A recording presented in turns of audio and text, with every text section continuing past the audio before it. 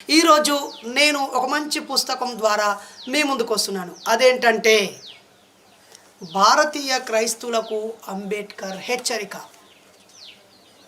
భారతీయ క్రైస్తవులకు అంబేద్కర్ హెచ్చరిక అనే ఈ పుస్తకం చదివాను. ఇది చదవడానికి ముందు నా పర్సనల్ లైబ్రరీలో 2000 పుస్తకాల్లో ఏవైనా ఈ క్రైస్తవానికి సంబంధించి ఉన్నాయా అని చూసినట్లయితే ప్రముఖ రచయిత విప్లవకారుడు శంభుక రాసినటువంటి ఈ పుస్తకం బాగా నచ్చింది. చరిత్రలో క్రైస్తవం ఒక పరిశీలన అనే పుస్తకం.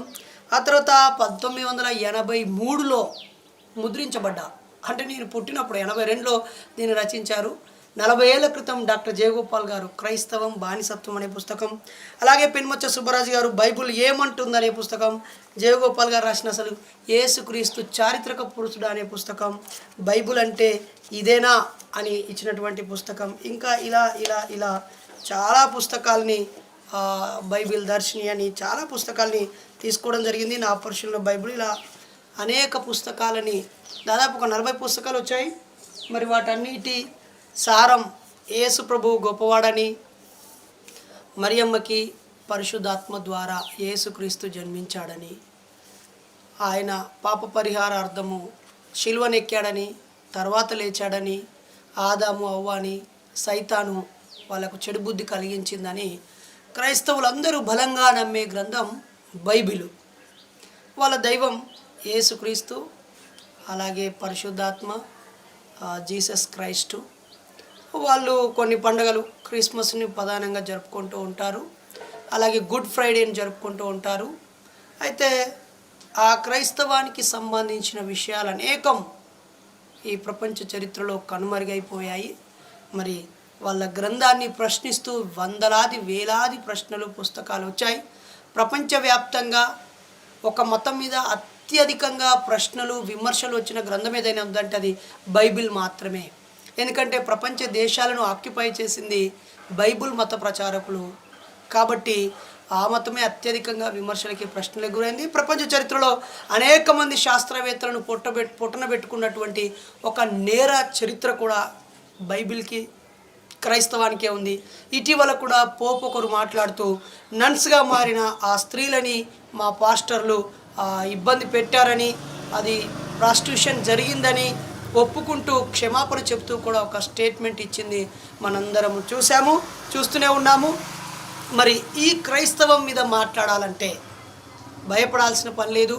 రాబర్ట్ గ్రీన్, ఇంగర్సాల్, చార్లెస్ బ్రాడ్లా లాంటి వాళ్ళు, విలియం షేక్స్పియర్ లాంటి వాళ్ళు, ఆల్బర్ట్ ఐన్స్టీన్ లాంటి వాళ్ళు, ఎంతోమంది, చార్లీ చాప్లిన్ లాంటి వాళ్ళు కూడా విమర్శిస్తూ, ప్రశ్నిస్తూ, అమెరికా అధ్యక్షులైన వాళ్ళు కూడా ప్రశ్నించిన వాళ్ళు ఉన్నారు. అలాగే ప్రపంచ దేశాల్లో అనేక చోట్ల బైబిల్ని ప్రశ్నిస్తూ, క్రైస్తవ్యాన్ని ప్రశ్నిస్తూ, యేసుక్రీస్తు ఉనికిని ప్రశ్నిస్తూ ఎన్నో సభలు, సమావేశాలు జరుగుతున్నాయి. ప్రపంచ దేశాల్లో క్రైస్తవాన్ని ప్రశ్నించినా, దాన్ని చర్చించినా పెద్దగా శిక్షలు పడవు. కారణం ఏంటంటే ఆయా దేశాల్లో ఉన్న చైతన్యం కారణం. కానీ మన భారతదేశంలో ఇక్కడ ఉన్నటువంటి బ్రాహ్మణ మతం, హైందవ మతాన్ని ప్రశ్నించినట్లయితే దాడులకు దిగుతారు, లేదా బూతులకు దిగుతారు, లేదంటే ఇంకా కిరాతకానికి ప్రవర్తిస్తూ ఉంటారు. నిన్న కేఏ రాజా గారు అనుకుంటా, మాజీ మంత్రి, తమిళనాడు ఎంపీ ఒకరు మాట్లాడుతూ ఈ హైందవ ధర్మ గ్రంథాలని ప్రశ్నించడం తప్పు కాదు అన్నందుకు, లేదా ఆ మనుధర్మ శాస్త్రాన్ని ఎప్పుడైనా తగలబెట్టాల్సిందే, ఆ గ్రంథం మంచిది కాదు, మనుషులని వేరు చేస్తుంది అని అన్నందుకు గాను భగవద్గీతని, రామాయణ భారతాలని కించపరుస్తున్నాడని చెప్పి పెద్దగా ప్రచారంలోకి తీసుకొచ్చారు. నిజానికి ఈ హైందవ వేద బ్రాహ్మణుల కాలంలోనే చార్వాక లోకాయుతులు వాళ్ళ ఉనికిని ప్రశ్నించారు, వాళ్ళ లోటుపాట్లని సూచించారు. మరి ఈరోజు మనం ఈ వీడియోలో క్రైస్తవం, భారతీయ క్రైస్తవులకి బాబాసాహెబ్ అంబేద్కర్ గారు ఏమని హెచ్చరిక చేశారో ఈ పుస్తకం 75 పేజీలు ఉంది. 65 రూపాయలతో మనకి సమాంతర బుక్ హౌస్ వాళ్ళు ఇచ్చారు. వాళ్ళ మెంబర్షిప్ తీసుకుంటే 10-20% విద్యార్థులకు కూడా కన్సెషన్ ఇస్తూ ఉంటారు. ఒక 100 పుస్తకాలు తీసుకున్నట్లయితే 25% కన్సెషన్ కూడా, అవసరమైతే 30% కూడా ఇచ్చి ఈ బుక్లు మనకు అందుబాటులో ఉంచుతారు. అయితే మన మహాసభల్లో కూడా ఒక స్టాల్ పెట్టి ఇలాంటి పుస్తకాలు ఎన్నో వందల రకాల పుస్తకాలని అందుబాటులో ఉంచడానికి సెప్టెంబర్ 30, అక్టోబర్ 1, అక్టోబర్ 2 దసరా సెలవులు 2022లో హన్మకొండ అసన్పర్తిలో సిద్ధంగా ఉన్నాం. మరి ఏం హెచ్చరిక చేశాడు బాబాసాహెబ్ అంబేద్కర్? ఎప్పుడో 1932లో బహుశా సెప్టెంబరు ఇదే తేదీల్లో నేను హిందూ మతంలో పుట్టాను కానీ చచ్చిపోవడం హిందూగా చచ్చిపోను, పుట్టడం నా చేతిలో లేదు కాబట్టి పుట్టాను కానీ చనిపోయే నాటికి నాకు ఇష్టం వచ్చిన జీవన విధానంలో జీవిస్తాను, ఈ మతాన్ని వదిలిపెడుతున్నానని ప్రకటించాడు. దానికి కారణము రౌండ్ టేబుల్ సమావేశం తర్వాత పూణే ఫ్యాక్ట్ ద్వారా తాను సాధించిన హక్కులను కోల్పోవడం కానీ, మహద్ చెరువు దగ్గర పోరాటం చేసి మంచినీళ్ళ కోసం ఆయన చేసిన పోరాటం కానీ, కాలారాం టెంపుల్ ముందు నడవడానికి చేసిన ఆ మానవ హక్కుల పోరాటం కానీ ఆయన ఎంతో కలిచివేసింది. ఆ క్రమంలో 1956లో ఆయన హైందవ బ్రాహ్మణ మనువాద వేద ఆ మనుస్మృతి కర్మ సిద్ధాంతాన్ని పారదోలి చేశాడు. డిసెంబర్ 25న 35లో అనుకుంటా ఆయన మనుస్మృతిని కూడా కాలుబెట్టాడు. మరి అలాంటి వ్యక్తి నేను ఈ హిందూ మతాన్ని వదిలిపెడుతున్నానని ఎందుకన్నాడు?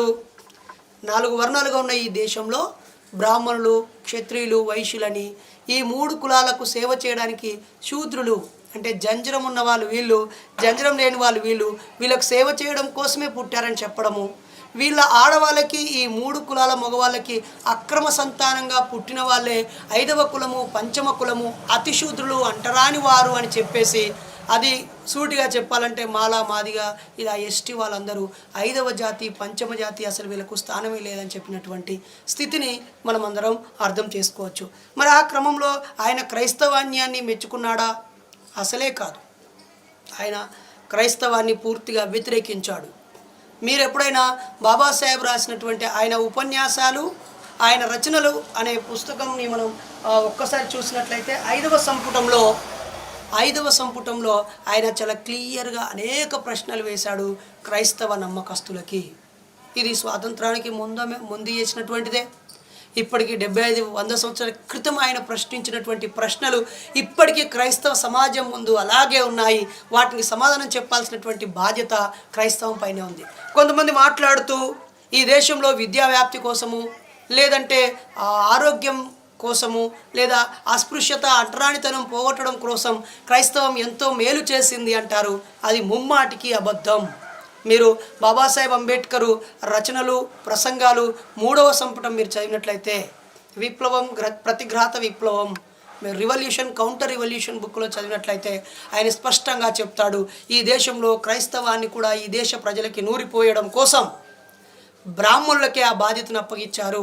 ఎందుకంటే బ్రాహ్మణులు మాత్రమే అబద్ధాన్ని కూడా బలంగా నమ్మించి ఆ ప్రజల మెదళ్ళలో నూరిపోయగలిగే శక్తి వాళ్ళకు ఉంది అని చెప్పి, అలా వాళ్ళు కుట్రలు పన్ని ఇక్కడున్న పీడిత కులాలు, ఈ శూద్రులైనటువంటి కమ్మ కాపు, రెడ్డి, వెల్మ, ముదిరాజు, మున్నూరు కాపు, పద్మశాలి, గొల్లా, కుర్మ, యాదవ్, వీళ్ళందరూ ఈ బీసీలు, ఎస్సీలు, ఎస్టీలు వీళ్ళందరూ తిరుగుబాటు చేస్తారు, మాకెందుకు చదువు లేకుండా పోయింది, వీళ్ళు తిరుగుబాటు చేస్తారు, మాకెందుకు భూమి లేకుండా పోయింది, మాకెందుకు గౌరవం లేకుండా పోయింది, మేమెందుకు మీతో సమానం కాలేదు, ఇన్ని రకాలుగా ఎందుకు అవమానించబడుతున్నామని వీళ్ళు తిరుగుబాటు చేస్తారు. కాబట్టి వీళ్ళ మీదని మరో బానిసత్వంతో నింపాలి, ఈ బానిసత్వాన్ని వ్యతిరేకిస్తే మరో బానిసత్వం, అది వ్యతిరేకిస్తే మరో బానిసత్వం అని చెప్పి కుట్రలు పన్ని ఇక్కడున్న బ్రాహ్మణ సోదరులే ఇతర దేశాల నుంచి వచ్చినటువంటి ఆ బ్రిటిష్ వాళ్ళు, ఫ్రెంచ్, పోర్చుగీసు, డచ్, ఫ్రాన్సు, ఈ జర్మనీ, ఇంగ్లాండ్, ఇలా ఏ దేశం నుంచి ఎవరు వచ్చినా వాళ్ళని స్వాగతం పలికి ఆ భాషను నేర్చుకొని వీళ్ళు వాళ్ళకి బానిసలుగా బైండ్ ఓవర్ అయిపోయి ఇక్కడ ప్రజల్ని వాళ్ళకి బానిసలుగా మార్చే క్రమంలో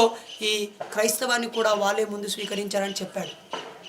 100 ఎకరాల భూములు, లక్షలాది రూపాయలు, కోట్లాది రూపాయలు ఆదాయం ఇచ్చే హాస్పిటళ్ళు, అలాగే స్కూళ్ళు, ఇంకా ధార్మిక కేంద్రాలన్నీ కూడా వాళ్ళ చేతుల్లో ఉన్నాయని చెప్పాడు. అది కూడా ఈ ముందుగా ఎవరైతే సంపన్న కులాల వాళ్ళు, అవర్ణులు, దోపిడీ కులాల వాళ్ళు ఏ విధంగా అయితే ముందుగా క్రైస్తవంలో చేరిపోయి ఆ క్రైస్తవాన్ని ఆక్యుపై చేసుకొని ఆ సంపదను వాళ్ళ చేతిలో ఎలా పెట్టుకున్నారో Babasaheb Ambedkar revolution, counter revolution అనే పుస్తకంలో అది కూడా మనం 3వ సంపుటంలో స్పష్టంగా చూడవచ్చు. అయితే 5వ సంపుటంలో బాబాసాహెబ్ అంబేద్కర్ వేసినటువంటి అనేక ప్రశ్నల్ని ఈ పుస్తకంలో యథాతథంగా రాశారు. ఎందుకంటే మిగతా ఎవరేసినా దాంట్లో సొంత కవిత్వమో పైత్యమో ఉంటుందని.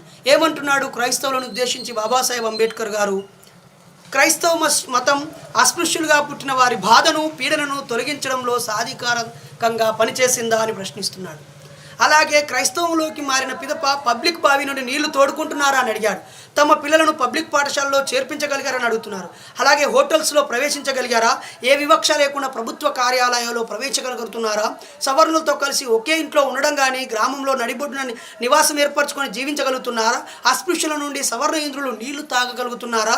అలాగే కలిసి తింటున్నారా? అంటరాని జాతి వాళ్ళను తాకితే స్నానం చేయకుండా ఉంటున్నారా? ఈ ప్రశ్నలన్నిటికీ సమాధానం ఎవరు చెబుతారు?